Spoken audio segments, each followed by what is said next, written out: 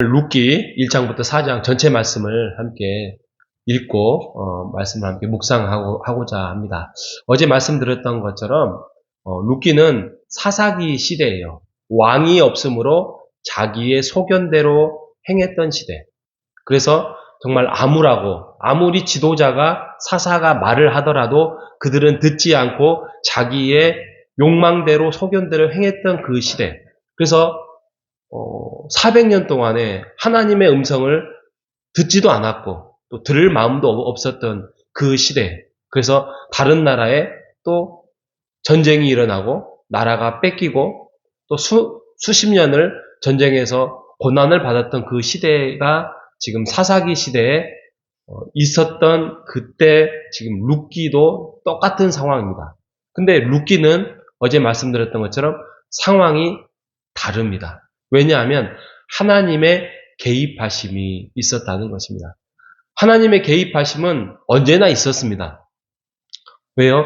사사를 통하여서 말씀을 하셨고 일으켜 세우셨고 삼손을 통하여서 훌륭한 어떤 하나님의 파워를 보여주셨던 그런 것임에도 불구하고 그거하고는 다른 이제는 하나님의 역사 안에서 일하시는 그래서 이 룻기에 보면 훌륭한 사사가 없습니다. 훌륭한 장수가 없습니다. 싸움을 잘하는 그런 사람들이 없습니다. 그런데 하나님이 개입을 이제는 하시면서 그 역사 속에서 하나님의 족보 안에서 일을 하시는 내용이 바로 룻기라는 것입니다. 룻기는 좀 충격적인 게 뭐냐면 이타적인 사랑을 실천하는 사람이 이스라엘이 아닌 모압 사람입니다. 이게 룻이에요.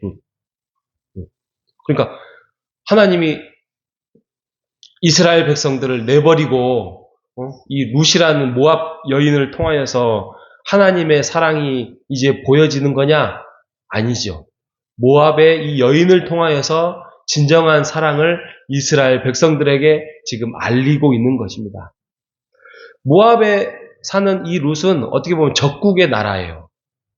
별로 좋아하지 않는 이스라엘 백성들이 좋아하지 않는 적국의 나라. 아까 말씀드린 사사 시대에 이스라엘에 기근이 들었습니다. 베들레헴의 사람들이 먹을 것이 없어서 먹을 것을 구하러 모압으로 내려갑니다. 그 사람이 엘리멜렉이라는 사람입니다. 그런데 모압으로 가서 얼마 안 있다가 죽습니다. 그 엘리멜렉이라는 그 나오미의 남편이 죽고요. 그리고 아들 둘이 있었는데 그 아들 둘마저 죽음을 맞이합니다. 그래서 남아있는 사람이라고는 세 여자 있습니다. 며느리 2명하고 시어머니 1명. 이게 무슨 날벼락 같은 소리입니까? 아, 우리 가문은 이제 끊겼구나. 우리는 이제 망했구나. 이게 지금 나오미의 고백입니다. 그래서 이스라엘로 굶어 죽을 때 죽더라도 이스라엘에 가서 거기에서 묻혀야 되겠다라는 나오미의 한탄이 있으면서 며느리에게도 이제 너희들도 너희들의 나라로 돌아가라. 그래서 오르바라는 며느리는 돌아가고 룻은 아닙니다. 나는 지키겠습니다. 한번 며느리는 영원한 며느리 아니겠습니까? 야, 이런 며느리 참 좋겠습니다. 그런데 이 말을 신앙적으로 표현하는 것이 1장 16절입니다. 룻기에서 가장 중요한 말씀, 다 중요하죠? 그 중에서 핵심적인 말씀이 1장 16절 후반절이에요. 그게 뭐냐면 어머님의 백성이 나의 백성이 되고 어머님의 하나님이 나의 하나님이 되리라. 이 룻기의 고백입니다. 룻의 고백입니다. 그렇죠. 어머님의 하나님이 나의 하나님이 될 것이다 라는 그 룻의 고백. 룻이 미래의 일을 알 수 있었겠습니까? 모르지요. 그냥 어머니와 함께 하겠습니다 라는 고백을 합니다. 3번 권고했습니다. 3번 정도 하면 3세판 그래가지고 돌아가죠. 2번까지는 어떤 예의상 또 나이 드신 어머니를 봉양하는 효행상 이렇게 말씀을 할 수 있지만 끝내 어머니를 따르겠다라고 결심을 룻은 합니다. 빈손으로 베들레헴에 돌아갑니다. 근데 우리가 알고 있지만 빈손으로 베들레헴의 고향으로 돌아갔지만 나중에 보면은 이게 추수의 시작이요 풍요의 시작이 알리는 액션이었다는 것입니다. 룻기에는 구속이라는 단어가 23번 나옵니다. 이게 우리나라 말로는 다 나타나 있지는 않지만 이게 원어에는 구속이라는 단어가 23번 나와요. 구속이 뭡니까? 구속이 누군가를 악에서 구출하는데 드는 비용을 지불한다. 그런 의미잖아요. 구속.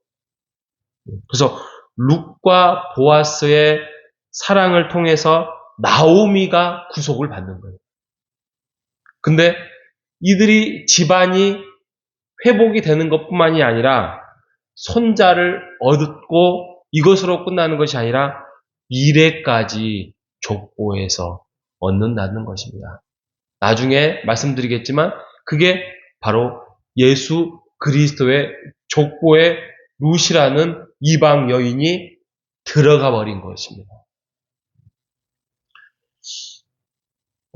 순수한 사랑, 룻과 보아스의 그런 순수한 사랑, 또 보아스의 헌신, 희생, 의무 이런 것들이 우리가 많이 생각해 볼 수 있는데 이건 단지 그냥 의무를 다하자, 책임을 다하자, 사랑을 잘하자 이렇게 말씀하고자 룻기는 기록되지 않았습니다. 물론 우리가 있는 현실에서 헌신과 의무를 다하자는 맥락도 있습니다. 그런데 그것을 뛰어넘어서 내가 주어지는 길에 하나님 앞에 충성스럽게 살아가야 할 이유가 여기에 있는 것입니다. 그건 바로 하나님께서 다윗의 집을 세워 나간다는 것입니다. 이 룻기의 핵심의 부분은 맨 뒷부분에 보면은 다윗의 집안이 세워져 가는 거예요. 그래서 24장 22절에 보면 오벳은 이새를 낳고 이새는 다윗을 낳았더라 이렇게 합니다. 그러면서 자연스럽게 사무엘상으로 넘어가지 않겠습니까? 사무엘상이 뭐예요? 사무엘상에도 처음에 다윗이 없어요. 다윗이 없고 엘리 나오고 막 이렇게 나오는데 거기에서 사무엘이 등장하지만 사무엘 선지자조차도 다윗을 등장시키기 위한 하나의 서론에 불과했던 것입니다. 다윗 왕국이 만들어지죠. 다윗 왕국은 곧 예수 그리스도의 왕국의 서막이라는 것입니다. 이게 처음부터 어떻게 시작돼요? 이 룻 여인을 통해서 시작된다는 거예요. 다시 한번 말씀드리지만 룻이 내가 다윗의 집안의 사람이 되겠습니다. 내가 다윗의 할아버지인 오벳을 낳기 집안의 사람이 되겠습니다.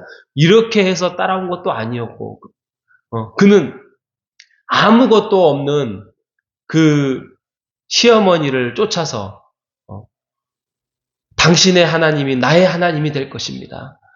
나는 이곳에서 죽겠습니다라는 그런 작은 헌신과 고백 속에서 끝내 그의 길을 선택했던 그 선택. 아무것도 없었잖아요. 자기에게 돌아오는 유익이 뭐가 있습니까? 아무것도 없습니다. 그런데 그는 포기하지 않고 용기와 그 사사시대의 암울한 시대의 하나님을 향해서 도전했던 것입니다. 그 길을 걸어갔던 것입니다. 하나님께서 많은 이스라엘 백성들을 그들의 불순종을 고발하기 위하여서 알리기 위하여서 이 룻이라는 이방 여인을 들어서 사용했던 것입니다. 그렇다고 한다면 오늘날 우리가 어떻게 해야 되겠습니까? 우리에게도 물론 예수 그리스도가 또 예수 그리스도를 통해서 교회가 또 주의 말씀 안에 우리가 기도와 그런 하나님의 선물 속에서 우리가 함께 교회를 이루어가고 있습니다. 이것보다 더 큰 선물이 없다라고 제가 지난 주일에 말씀드린 것처럼. 하지만 이 세상을 살아가는 삶이 그렇게 녹록지 않다는 거잖아요. 건강이 얼마나 좋습니까? 우리의 가족들이 얼마나 건강합니까? 또 자녀들은 얼마나 말 잘 듣습니까? 또 우리의 직장 문제, 또 여러 가지 관계 문제, 이런 것들이 우리에게는 정말 첩첩산중에 우리가 놓여져 있지는 않습니까? 그런데요, 그럼에도 불구하고 우리는 룻과 같이 하나님의 가라고 하는 그 길을 걸어가시는 여러분 되시기를 바랍니다. 우리의 이 선택, 우리의 이 헌신, 우리의 이 다짐, 우리가 포기하지 않는 이 신앙을 가지고 여러분 이 길을 걸어갈 때에 그 빛이 오늘 우리에게 보이지 않는다 할지라도 우리 집안 안에, 또 우리의 후손 안에, 또 우리의 먼 미래 안에 하나님의 구원의 역사가 펼쳐질 것입니다. 그 길을 여러분 함께 걸어가시는 우리 모두가 되시기를 바랍니다. 지금이 힘들고 어려울지라도, 막막하고 소망이 없는다 할지라도 하나님은 약속하지 않았겠습니까? 나를 따르는 자, 나를 믿는 자, 소망을 잊지 않을 것이다. 희망을 잃지 않을 것이다. 그 꿈을 펼쳐갈 수 있을 것이다 라고 하나님께서는 말씀을 통하여서 말씀하고 있습니다. 그 약속을 오늘도 믿고 걸어가시는 우리 모두가 되시기를 주님의 이름으로 축복합니다. 하나님 감사합니다. 룻이라는 이방 여인을 통하여서 이스라엘 민족들에게 충격을 주었고, 그의 작은 사랑이, 그의 작은 용기가 다윗이라는 집안들을, 다윗을 뛰어넘어서 예수 그리스도라는 족보에 들어오게 함으로써 빈손이었던 이 여인이 풍요로운 역사에 들어오게 하신 말씀을 오늘 우리에게 깨닫게 해주셔서 감사합니다. 하나님, 우리 또한 예수 그리스도의 족보 안에, 영적인 가족 안에 들어와 있음을 우리가 고백합니다.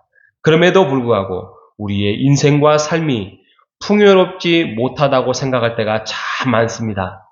하나님, 그 역사의 현장 안에서 우리가 지금은 빈손이라 할지라도, 가난한 손이라 할지라도 먼 훗날 예수 구원 안에서 풍요와 추수와 기쁨과 열매를 맺는 우리가 되게 하시고, 우리의 집안이 되게 하시고, 우리 미래의 가족들이 될 수 있도록 주님 인도하여 주시옵소서.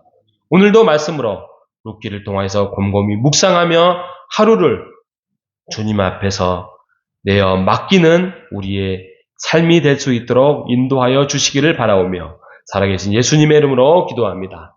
아멘.